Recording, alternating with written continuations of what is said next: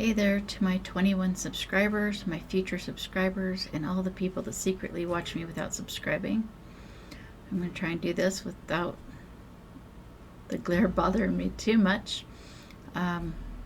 This video is going to be, well, you'll see.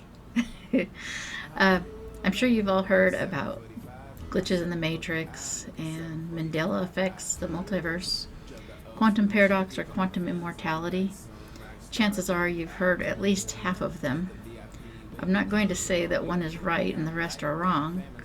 I'm not going to explain the highly publicized spellings of the Bernstein Bears, Looney Tunes, Febreze, Oscar Mayers, or Fruit Loops, or even the appearances or lack of Curious George's tail, the Monopoly Man's monocle, the Fruit of the Loom's cornucopia, the Mona Lisa smile, or C-3PO's silver leg.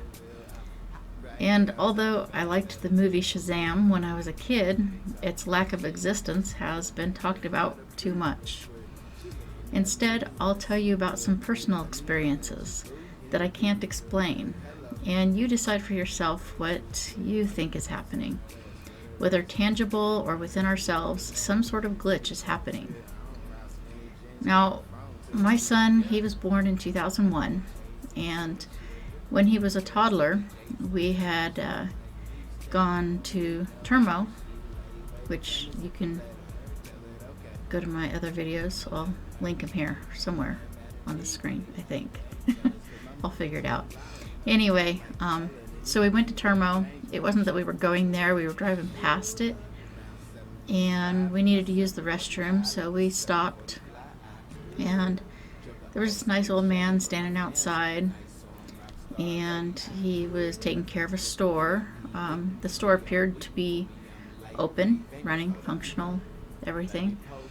And I asked him about a restroom, and he said the restrooms inside were not usable, and to use the outhouses that were outside. And so we went around to them, and I noticed, like, first of all, that there was no electricity, even though they were made with electricity. And also noticed that there was no running water. Toilets hadn't been flushed in a while, and I was kind of grossed out, so I decided I would hold it till the next town. And so we left. And then in 2018, I went back to Termo and visited, and discovered the place had actually been shut down in 1997. I don't know who the man was that I had seen there in the early 2000s, and I'm not sure why it appeared that the store was running and functional when it obviously couldn't have been. And then also a friend had given me a bracelet, which, if you know me, I don't really wear jewelry very often, but there was a sentimental thing to it, so I wore this bracelet, and it had a large faceted bead in the middle of the bracelet, and I used to just sit there and kind of just like fidget with it all the time. Sorry about the focusing, but I'd sit there and just like rub on it, like, just because it had this flat surface at the top. And it was a large, like, flat surface on the top of the bead, and I'd just sit there and rub on it all the time, fidgeting because I was stressed all the time. And I was doing that every day. And then a month into wearing it, all of a sudden I went to rub it and it felt weird, and I looked at it and it was no longer flat. It had this like curved line going around it that was raised, like it had been cut with extra facets in it that were not there for like the previous month. Another time, my oldest daughter Jocelyn, she was just a toddler at the time, well, actually probably about a year old, and I took her to see her dad, and we took lots of pictures. There was a whole bunch of deer in the area that were, I guess you can kind of say, domesticated, but people could pet them and stuff. And so we took lots of pictures, and one of my favorite pictures, he was kneeling down on one knee and had her sitting on his other knee, and the hand he wasn't using to hold her, he was petting the deer. Well, fast forward, I made lots of copies of the pictures, gave them to friends, family, like there was a lot of copies made. And fast forward to many years later, and I'm scanning all the pictures I own into the computer to save them so I wouldn't lose them, and that was the only picture missing. And the picture was like, there was a slot in the photo album where it should have been, and no picture. And so I started contacting different people I knew that had the picture, and a lot of them said they remembered the picture, but they went through theirs and they couldn't find them. Went through like all my parents' pictures, it was the only one missing out of theirs. And so yeah, that picture just ceases to exist. Another time, my daughters were, I'd say maybe 1 and 3, and I went to check on them one day, went upstairs, and they were in their room, and there was this big huge bag of cotton balls and a huge box of Band-Aids. It was like when the 98-cent store first opened, and so I bought these. And my oldest daughter, like I said, I think she was about 3 at the time, had taken the Band-Aids and used them to hold cotton balls like all over the place, including covering this brown crib. And when I look back at it, I find it bizarre because I never bought a crib, never owned a crib, never moved one in or out of the house. So I'm not sure where the memory of the crib came in, but other people remember it happening.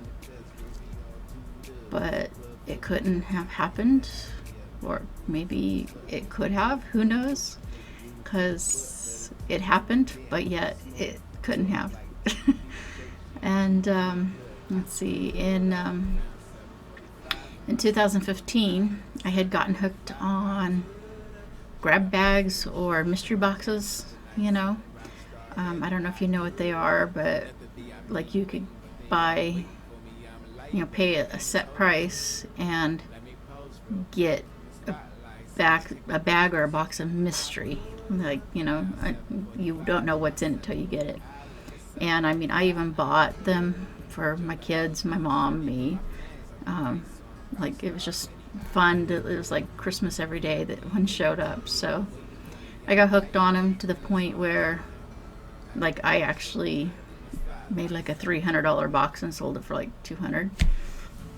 But anyway, so for Christmas that year, I decided to do that as Christmas presents because I thought it'd be cool, because like Christmas on top of Christmas, you get a bag and it's just full of a huge amount of like things.